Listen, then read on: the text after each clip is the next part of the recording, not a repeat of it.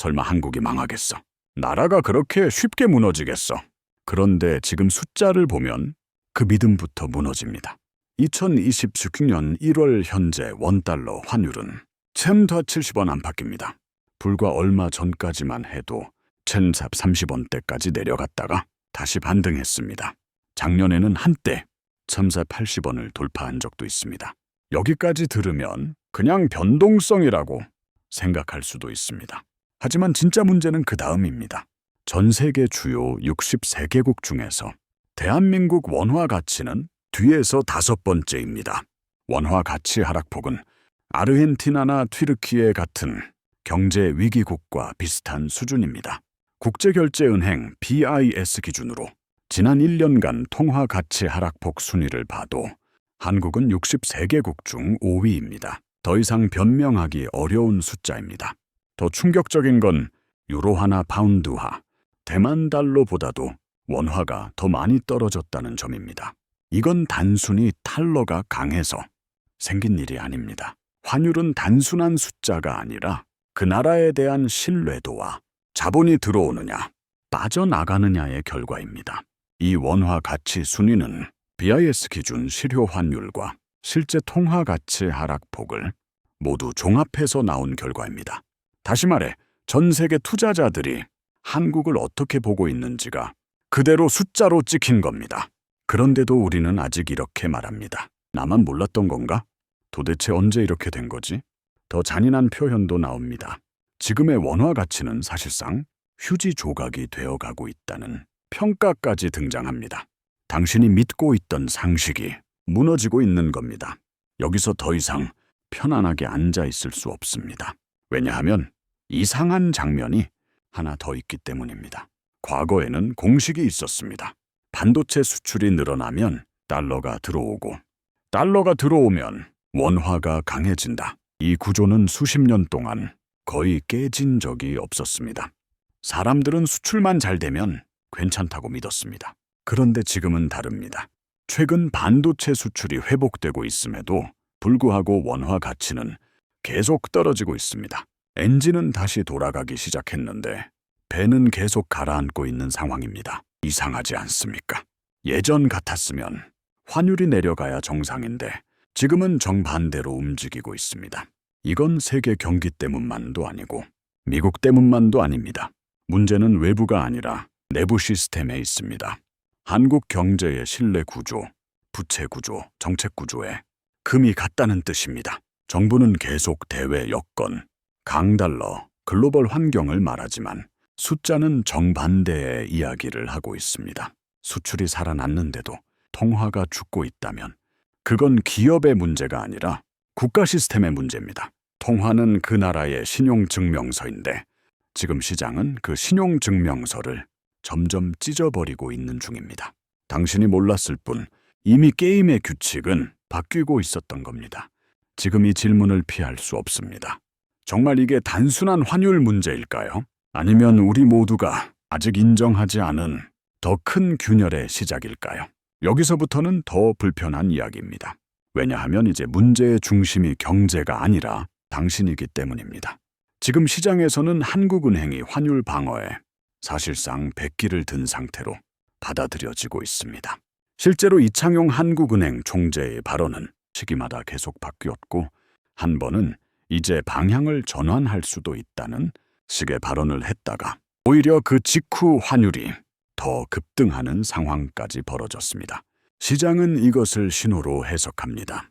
한국은행이 더 이상 확실한 의지도 계획도 없다는 신호입니다. 그래서 투자자들 사이에서는 한국은행이 환율 방어를 포기했다는 해석이 이미 널리 퍼졌습니다.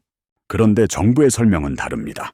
정부는 환율이 오르는 이유가 미국 주식에 투자하려는 수요 때문이고 전 세계적인 강달러 현상 때문이라고 말합니다. 하지만 숫자를 보면 구조는 너무 단순합니다. 지금 미국 기준금리는 약 3.75% 수준이고 한국 기준금리는 약 2.5%입니다. 한미금리 차이는 1.25%포인트나 벌어져 있습니다. 돈은 애국심으로 움직이지 않습니다. 이자가 높은 쪽으로 이동합니다. 이게 자본 이동의 기본 원리입니다. 은행에 돈을 맡길 때도 금리가 높은 상품을 고르듯이 움직입니다. 글로벌 자본도 똑같이. 그래서 미국 금리가 더 높으면 달러로 자금이 이동하고 원화는 팔리면서 가치가 떨어집니다. 이걸 한국은행도 모를 리 없습니다. 그런데도 금리를 못 올립니다. 이유는 단 하나입니다. 가계부채입니다. 이미 한국의 가계부채는 감당하기 어려운 수준이고 여기서 금리를 올리면 수백만 가구의 이자 부담이 폭발합니다. 그래서 한국은행은 환율을 잡고 싶어도 가장 강력한 무기인 금리 인상을 쓰지 못하는 상태에 빠졌습니다. 이것이 바로 정책적 마비입니다. 중앙은행이 나라의 통화를 지키기 위해 행동해야 하는데 국민의 빚 때문에 손발이 묶여 있는 상황입니다. 그리고 이 막힌 길 끝에서 정부가 꺼내든 카드가 바로 국민연금입니다. 정부는 환율 방어를 위해 국민연금을 동원했고 한국은행과 국민연금은 650억 달러 규모의 외환 스와프 계약을 체결했습니다. 외환 스와프라는 말은 어렵지만 쉽게 말해 한국은행이 가진 달러를 국민연금이 빌려 쓰는 구조입니다. 국민연금이 원래 시장에서 달러를 사야 하는데 그러면 달러 수요가 늘어서 환율이 더 오르니 중앙은행이 가진 달러를 대신 빌려줘서 시장의 달러 수요를 억지로 눌러놓은 것입니다. 하지만 이건 해결책이 아닙니다. 빌려 쓴 돈입니다. 말 그대로 대출입니다. 그래서 전문가들은 이 방식을 아래의 돌 바에서 윗돌 괴는 임시방편이라고 부릅니다. 게다가 이 650억 달러 한도도 이미 상당 부분 소진되었을 가능성이 크다는 분석이 많습니다. 더 큰 문제는 그 대가입니다. 국민연금이 이런 식으로 동원되면 장기적으로 수익률이 떨어질 수밖에 없습니다. 결국 그 손해는 고스란히 지금의 청년 세대와 미래 세대의 연금으로 돌아갑니다. 오늘의 환율을 막기 위해 내일의 노후를 태우고 있는 셈입니다. 그래서 이 말이 나옵니다. 국민연금은 당신의 노후를 지키기 위한 돈이 아니라 그들의 정책 실패와 실책을 덮는 방패막이로 쓰이고 있습니다. 이게 지금 벌어지고 있는 일입니다. 시장은 이 상황을 냉정하게 보고 있습니다. 외환 스와프 같은 카드가 나왔다는 것 자체가 한국이 혼자 힘으로 신호이기 때문입니다. 환율을 버티기 어렵다는. 그래서 전문가들은 이 카드도 이미 한계에 가까워졌다고 평가합니다. 구조 조정도 없이, 금리 정상화도 없이 진통제만 계속 놓으면 경제는 잠시 덜 아플 수는 있어도 병은 더 깊어집니다. 근본적인 해결책은 금리를 정상적인 수준으로 돌리고 부채 구조를 정리하는 뼈를 깎는 구조 조정뿐입니다. 그런데 그 어떤 것도 아직 제대로 시작되지 않았습니다. 이 모든 과정에서 가장 무너진 것은 신뢰입니다. 중앙은행의 말이 바뀌고 정부의 설명이 계속 달라지면서 시장은 더 이상 한국의 정책 메시지를 믿지 않습니다. 금융시장에서 신뢰가 무너지면 통화 가치는 무너집니다. 예측할 수 없는 나라의 돈은 공격 대상이 됩니다. 투기 대상이 되고 지금 원화가 겪고 있는 일이 바로 그것입니다. 그래서 많은 사람들이 이렇게 느끼기 시작합니다. 화가 납니다. 억울합니다. 그리고 자연스럽게 이런 생각이 듭니다. 왜 내 노후 자금을 이런 데다 쓰는 거지? 왜 내 돈으로 시간을 벌고 있는 거지? 이게 바로 지금 한국 경제의 두 번째 얼굴입니다. 겉으로는 관리되는 것처럼 보이지만 안에서는 이미 방어선이 무너지고 있고 그 비용을 조용히 국민에게 넘기고 있는 구조입니다. 이제 이 이야기는 국가나 정부의 문제가 아니라 바로 당신의 문제입니다. 지금 한국의 가계부채는 1,800조 원을 넘었습니다. 이 숫자는 감이 잘 안 올 수 있지만 우리나라 사람들이 모든 돈, 즉 GDP보다 1년 동안 벌어들이는 더 많은 빚을 지고 있다는 뜻입니다. 다시 말해 국민 전체의 연봉을 전부 모아도 빚을 다 못 갚는 구조라는 의미입니다. 이 상황에서 금리가 무슨 일이 벌어질까요? 조금만 올라가도 당신의 통장에 찍히는 월급은 그대로인데 당신의 대출 이자는 갑자기 뛰어오르고 당신의 카드값은 더 빨리 불어나기 시작합니다. 그래서 사람들은 말합니다. 금리를 올리는 순간 1,800조 원에 달하는 빚 전체에 이자가 동시에 폭발한다고요. 특히 집을 사기 위해, 전세를 유지하기 위해 마지막 기회라 믿고 빚을 최대한 끌어다 쓴 이른바 영끌족들은 그 충격을 그대로 맞게 됩니다. 이미 일부는 버티지 못하고 무너지고 있고 금리가 조금만 더 오르면 파산 위험에 놓이는 가구는 급격히 늘어날 수밖에 없습니다. 문제는 여기서 끝이 아닙니다. 개인의 빚만 늘어난 것이 아니라 나라의 빚도 같이 불어났습니다.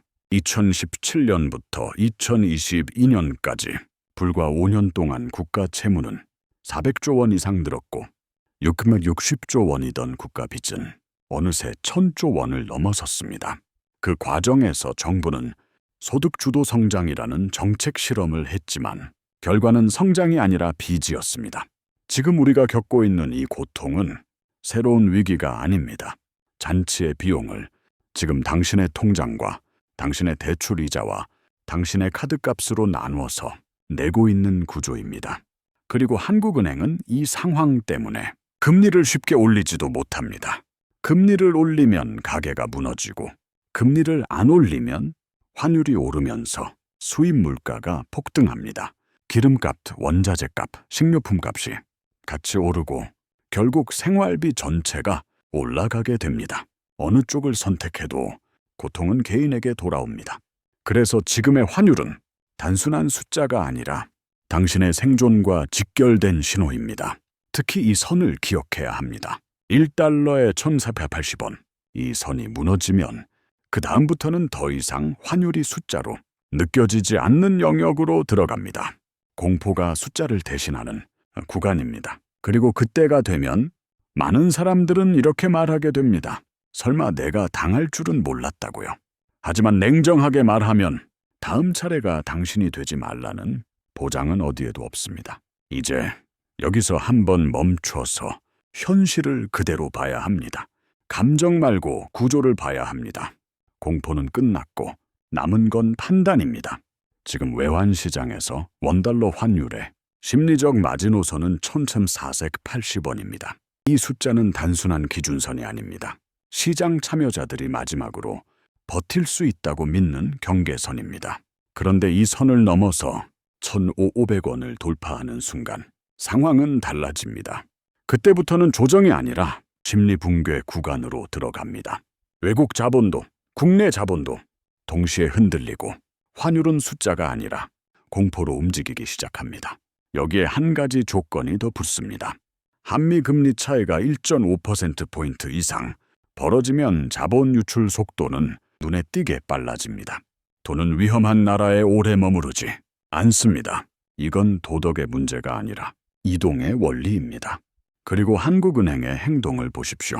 금리를 3번 연속 동결하는 순간 시장은 이렇게 해석합니다. 환율을 방어할 의지가 없거나 능력이 없거나 둘 중 하나라고 말입니다. 금리 동결은 안정의 신호가 아니라 방어를 포기했다는 신호로 받아들여집니다. 왜냐하면 지금 같은 상황에서 금리는 환율을 지킬 수 있는 거의 유일한 공식 무기이기 때문입니다. 또 하나의 숫자가 있습니다. 외환 보유액입니다. 이 금액이 4,200억 달러 아래로 내려가면 시장에서는 명확하게 빨간불이 켜졌다고 봅니다. 외환 보유액은 국가가 환율을 방어하기 위해 쓸 수 있는 달러 비축금입니다. 환율이 급등하면 정부와 중앙은행은 이 달러를 시장에 풀어서 원화를 사들이며 환율을 눌러봅니다. 이것이 환율 방어의 구조입니다. 그런데 외환 보유액이 계속 줄어든다는 것은 무슨 뜻일까요? 정부가 시장에 달러를 계속 쏟아붓고 있다는 뜻입니다. 다시 말해 방어 비용을 이미 쓰고 있다는 증거입니다. 그리고 그 비축금이 줄어들수록 시장은 이렇게 판단합니다. 이 나라는 더 오래 버티지 못하겠구나. 그래서 외환 보유액 감소는 단순한 숫자 변화가 아니라 국가 신뢰도의 하락으로 직결됩니다. 이쯤 되면 이해하게 됩니다.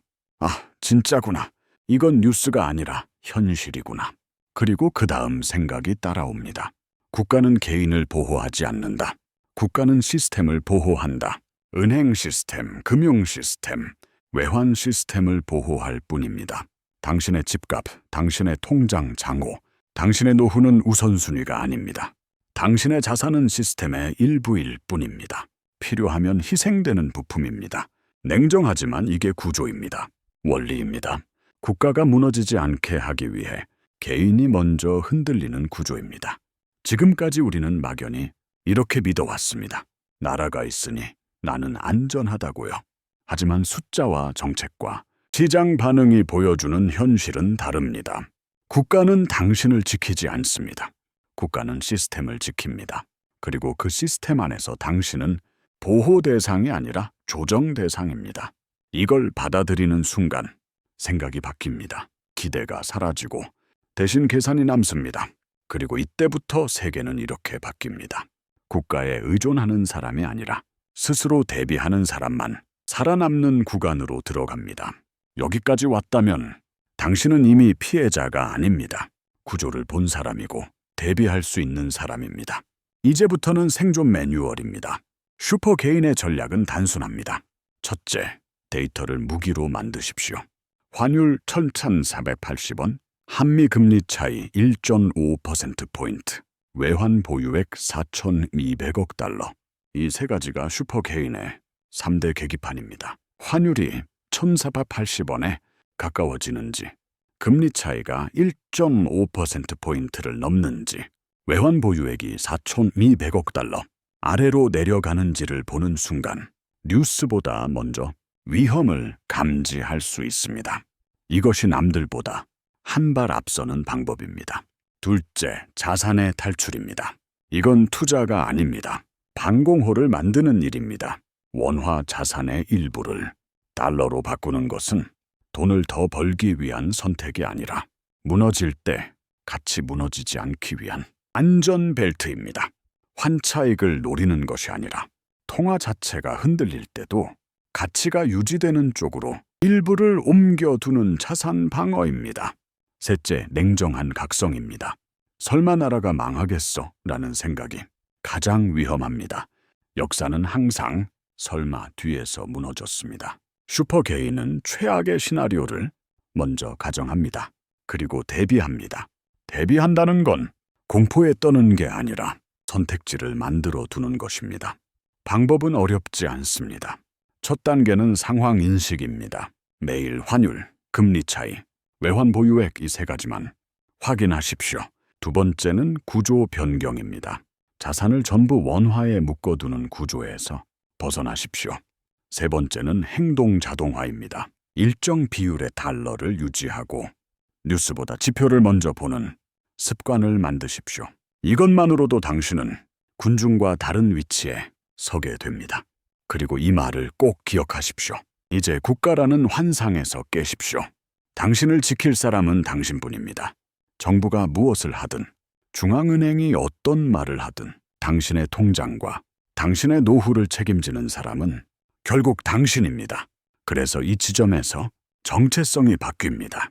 무력한 개인이 아니라 대비하는 개인입니다. 끌려가는 사람이 아니라 선택하는 사람입니다. 정부가 백기를 들었다면 이제 당신이 깃발을 들 차례입니다. 이제 여기까지 따라온 사람에게만 숙제가 하나 남습니다. 슈퍼 개인은 감으로 움직이지 않고 구조의 언어를 이해합니다. 그래서 반드시 알아야 할 단어들이 있습니다. 먼저 기초부터입니다. 명목 실효 환율, 영어로 니라고 부르는데 이건 원달러 환율 하나만 보는 게 아니라 우리 돈이 미국, 유럽, 일본, 중국 같은 여러 나라 돈 전체와 비교해서 얼마나 강한지, 얼마나 약한지를 보여주는 지표입니다. 쉽게 말해 우리 돈의 진짜 체력을 재는 종합 성적표입니다. 두 번째는 한미 금리 역전입니다. 한국 금리보다 미국 금리가 높아지는 순간 돈은 자연스럽게 미국으로 이동합니다. 물이 높은 곳에서 낮은 곳으로 흐르듯 돈도 이자가 높은 곳으로 흐릅니다. 이건 감정이 아니라 물리 법칙에 가깝습니다. 세 번째는 BIS 지표입니다. 국제결제은행이 발표하는 통화가치 순위표인데 정부가 괜찮다고 말할 때 그 말이 맞는지 틀린지 확인하는 성적표라고 생각하시면 됩니다. 여기까지가 기초입니다. 이제 심화입니다.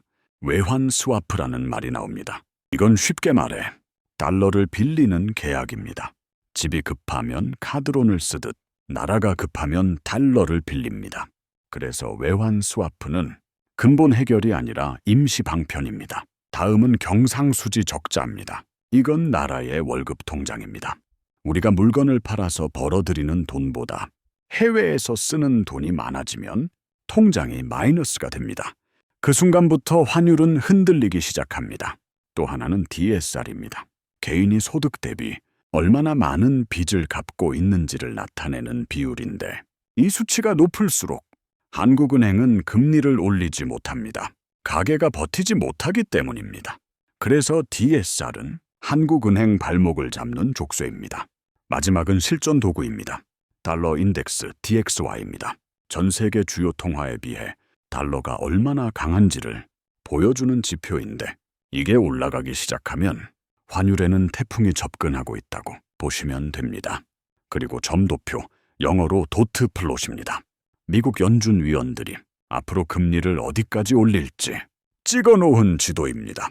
대한민국 경제의 미래 경로도가 이 표 안에 들어있다고 봐도 과장이 아닙니다. 이 8가지 단어는 어렵게 들릴 수 있습니다.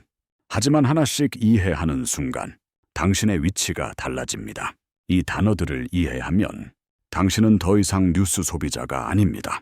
구조를 해석하는 사람이 됩니다. 남들이 결과를 볼 때 당신은 원인을 봅니다. 이것이 슈퍼개인의 지식입니다. 이제 이 이야기를 여기서 끝냅니다. 더 이상 피해자 세계관으로 돌아가지 않습니다. 당신은 몰랐을 뿐입니다.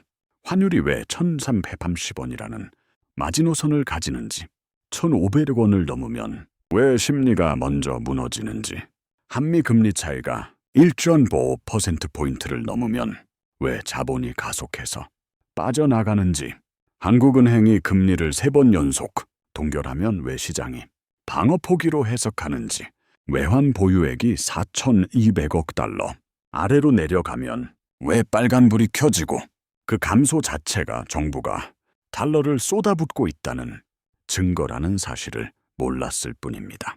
반도체 수출이 살아나도 원화가 약해지는 이유가 내부 시스템의 균열이라는 것, 중앙은행이 가계부채 때문에 금리를 못 올리는 정책적 마비 상태라는 것, 국민연금이 환율 방어에 동원되어 미래 세대의 담보처럼 쓰이고 있다는 것, 정부와 중앙은행의 말이 흔들리면서 예측 가능성이 무너진 순간 통화가 투기 대상이 된다는 것, 그리고 지난 5년간 쌓인 국가부채와 정책 실험의 대가가 지금 환율과 물가라는 지연된 청구서로 돌아왔다는 사실을 몰랐을 뿐입니다.